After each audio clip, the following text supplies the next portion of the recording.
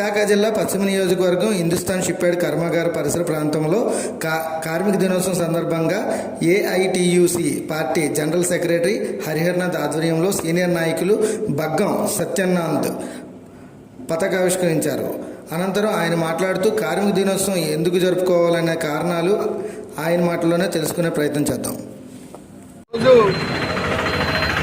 కార్మికుల పర్వదినం 120 సంవత్సరాల క్రితం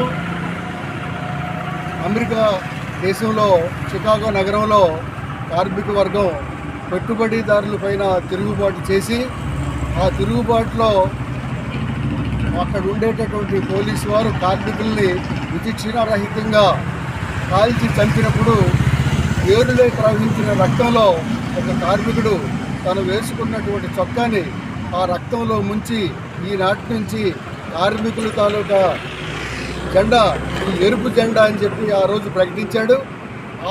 ఆ ఉద్యమం ఫలితమే 16 గంటలు 18 గంటలు పనిచేసినటువంటి కార్మిక వర్గానికి ఈరోజు 8 గంటల పనిదినం కానీ సౌకర్యాలు కానీ వచ్చాయనడానికి మనం అర్థం చేసుకోవాల్సిన అవసరం ఉంది.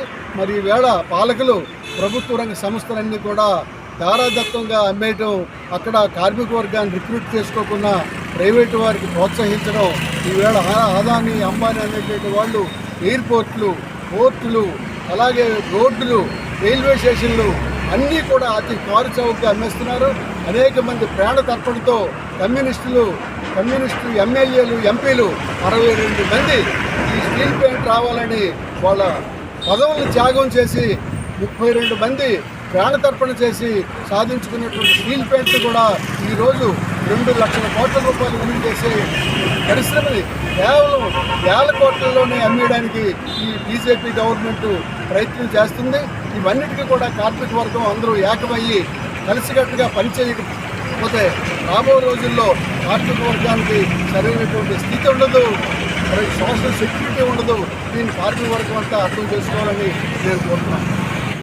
విశాఖనగర వీధులలో కార్మిక కర్షక నెత్తిటిలో తడసి వెలిసిన జెండిదిగో Karl Marx Engels Lenin Stalin Ho Chi Minh Mao వెలిగించిన విప్లవ జ్యోతిని ఆరణీగా కాపాడుతాం, ముందు తరానికి అందిస్తాం. ఏఐటీసీ